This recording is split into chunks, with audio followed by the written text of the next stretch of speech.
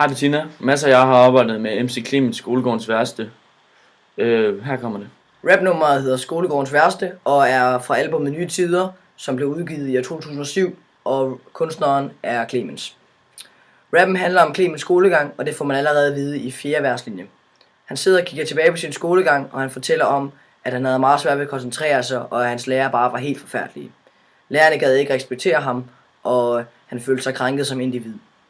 Han havde et alt ved skolen, og det var det værste sted, han overhovedet kendte. Og det kan man for eksempel allerede se i strofe 4, verslinje 6-9, hvor der står: Min klasselærer var en udkørt veteran, en bitter kran, der ikke kunne tage en flab med kap og fedtet garn. Hængerøv og t-shirts længere i natkjole, det var mit oprør mod en åndsforladt skole. De kunne rende mig et vist sted. Det fortæller lidt om, hvordan han føler med skolen og lærerne. Rappen er en episk rap, og det er den, fordi den fortæller alle mulige forskellige historier fra Clemens skolegang, og alle de tanker, som man havde på daværende tidspunkt, og det kan man for eksempel se i strofe 6, verslinje 5-9.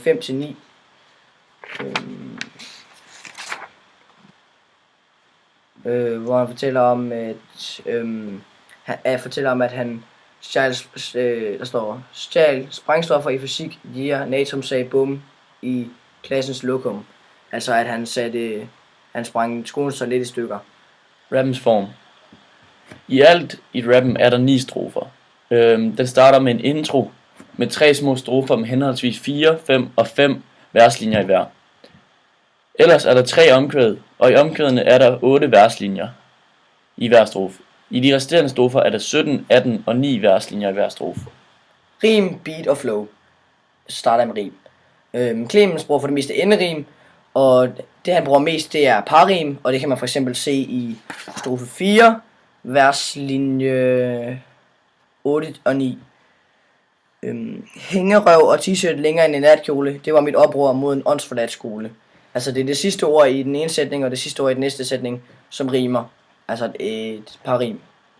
Der er dog også eksempler på krydsrim, for eksempel i strofe 5, verslinje 1-4. Ja mor, jeg trippede i skolen, har man tilbage til tidsspilde. Jeg sad og vippede på stolen, kunne aldrig tie stille. Altså det er det sidste ord i den første sætning, og det sidste ord i den tredje sætning, der rimer, og det sidste ord i den anden sætning, og det sidste ord i den fjerde sætning, der rimer. Det er altså et krydsrim. Der er også eksempler på indrim, selvom han ikke bruger det særlig meget, og det er i strofe 4, verslinje 6, hvor han synger: Min klasselærer var en udkørt veteran, en bitter kran. Altså det rimer inde i selve sætningen. Det er ikke det sidste ord i forskellige sætninger, der rimer. Det er inde i en sætning, der rimer. Så har vi også fundet et eksempel på lydrim, for eksempel i strofe 6, verslinje 5 og 6. Så jeg dyrkede kynisk had og psykisk terror på min tysklærer, stjal sprængstoffer i fysik, jier. Og hvis man bare siger de 2 sidste ord i den ene sætning og den anden sætning, altså tysklærer og jier, så rimer det ikke. Men fordi han lægger trykket bestemt, så får han det til at rime, og det er altså et lydrim. Og så har vi også fundet et enkelt eksempel på brud på rim, og det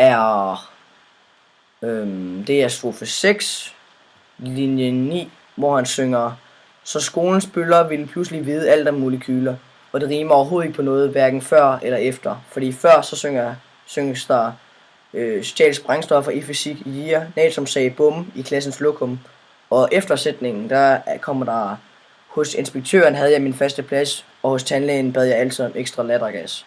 Så det er noget, som bryder rimet, og det er altså en brud på rim. Rim, beat og flow. Jeg tager beatet.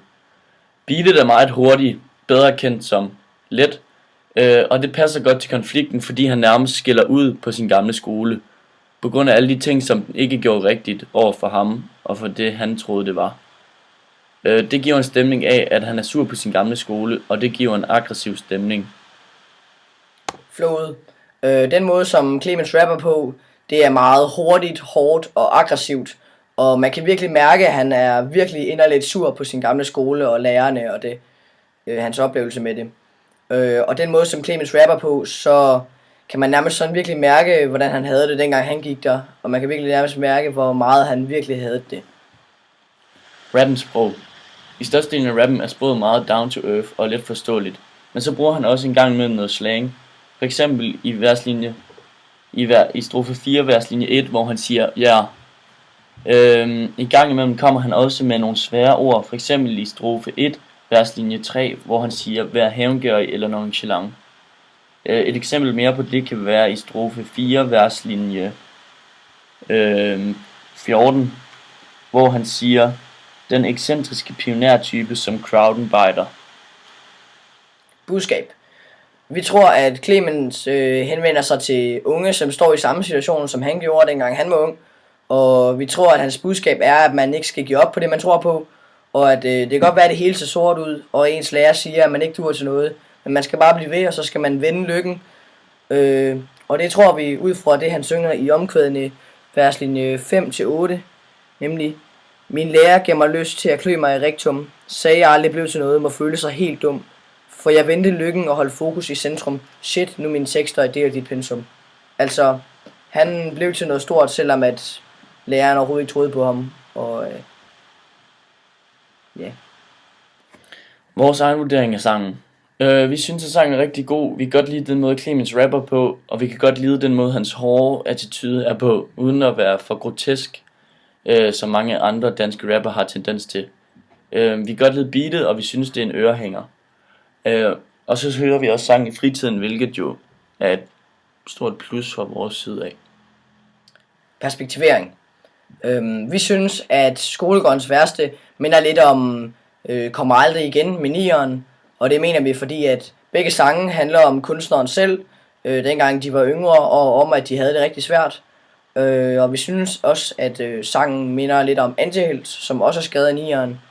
Og det synes vi på den måde, at Antihelt handler om, at man skal være ligeglad med andres meninger, og bare fokusere på det, som betyder noget for en. Og det synes vi er lidt det samme som her i Skolegårdens værste. Biografi. Clemens Legolas Tælling er navnet på en dreng, som er født i Sønderborg, og som 12-årig startede sin karriere op som DJ på en klub, hvor han som DJ valgte at bruge MC Einers numre, som han så lavede om på. Og netop bruget af selveste MC Einers tekster har nok været med til at sparke hans popularitet i vejret, eftersom at MC Einer var en forholdsvis populær mand.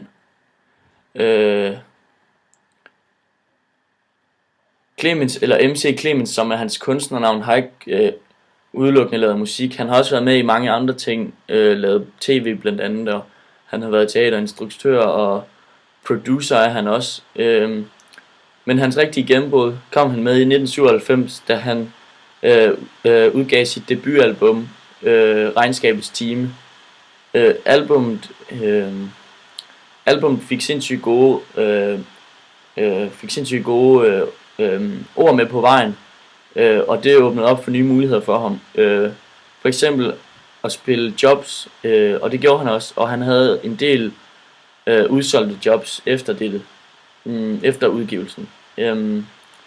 Og efter udgivelsen valgte han også at være med i en turné sammen med rockbandet hvad er nu det hed?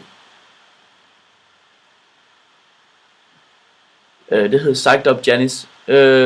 Og siden det har han medvirket både tv, hvor han har haft sit eget program, og udgivet flere albums siden. Og den dag i dag er Clemens et stort navn i dansk rap, og han er respekteret, og han er blandt de danske top rappere.